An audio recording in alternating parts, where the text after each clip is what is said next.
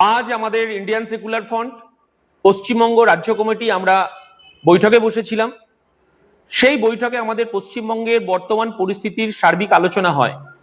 এবং সেই আলোচনা তো সবসময় সবকিছু পাবলিক ডোমিনে বলা যায় না, কিন্তু আমরা এটুকু আলোচনা করেছি সাংগঠনিক প্রক্রিয়ার উপর বিশেষ করে আমরা জোর দিয়েছি। বিশেষ করে বিভিন্ন বুথ স্তরে আমাদের একটাই প্রশ্ন উঠে আসছে যে আমরা আগামী পঞ্চায়েত নির্বাচনে আমরা আমাদের রাজনৈতিকভাবে কি ভূমিকা হবে।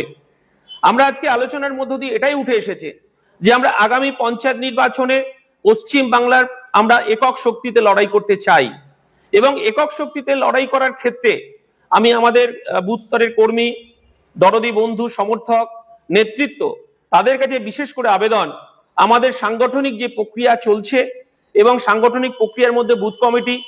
এবং আমাদের পঞ্চায়েত কমিটি এবং আমাদের ব্লক কমিটি যেভাবে গঠন হচ্ছে সেই প্রক্রিয়া আমাদের নিজস্ব একক শক্তিতে আমাদেরকে চালিয়ে যেতে হবে। এবং সর্বোপরি আমাদের আরেকটা বিষয় যেটা বারবার উঠে এসেছে যে জোট প্রক্রিয়ার ক্ষেত্রে আমাদের দলের চেয়ারম্যান নওশাদ সিদ্দিকী তিনি বারবার আমাদের রাজ্যের বামফ্রন্টের চেয়ারম্যান শ্রদ্ধেয় বিমান বসুকে চিঠি করা হয়েছে 3 বার এবং ওখান থেকে আমাদের কোনো সদুত্তর আসেনি। তাই আমরা যেটুকু ভেবেছি, যেটুকু আমাদের সিদ্ধান্ত নেওয়া হয়েছে যে পশ্চিম বাংলায় জাতীয় কংগ্রেস তারা তার মতো সাংগঠনিক প্রক্রিয়া চালিয়ে যাচ্ছে প্রত্যেকটা বুথ স্তর থেকে। আমরা আরো লক্ষ্য করছি যে ভারতের কমিউনিস্ট পার্টি, মার্ক্সবাদী তারা তাদের মতো বুথ স্তরে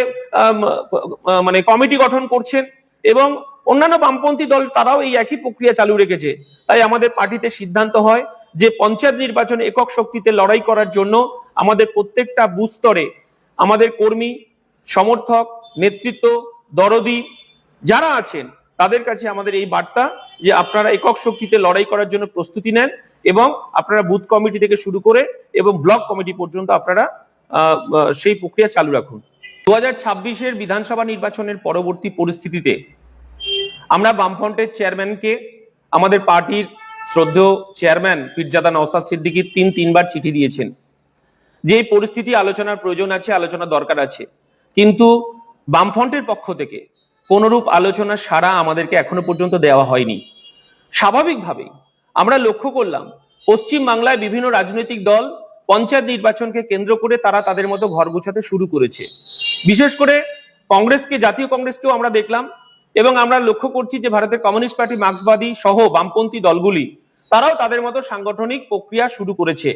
স্বাভাবিকভাবেই আমরা আমাদের পার্টির দরদি বন্ধু, সমর্থক, নেতৃত্বের কাছে আমাদের আবেদন, আমাদেরও পঞ্চায়েত নির্বাচনকে কেন্দ্র করে আমাদের লড়াই সংগঠিত করার জন্য বুথকে শক্তিশালী করতে হবে, বুথ কমিটি তৈরি করতে হবে এবং আমাদের এককভাবে লড়াই করার প্রস্তুতি রাখতে হবে। এটাও আমাদের জেনে রাখা দরকার যে আমরা চিঠির সদুত্তর এখনো পর্যন্ত পাইনি, কিন্তু আগামীতে বিজেপি এবং তার সহযোগীদের বিরুদ্ধে লড়াই করার জন্য যদি আমাদের আন্দোলন কর্মসূচি আবার যদি বামফ্রন্টের চেয়ারম্যান আমাদেরকে ডাকেন তাহলে আমরা আবার তাদের সঙ্গে বসতে রাজি আছি এবং তাদের জন্য আমাদের দরজা সবসময় খোলা রইল।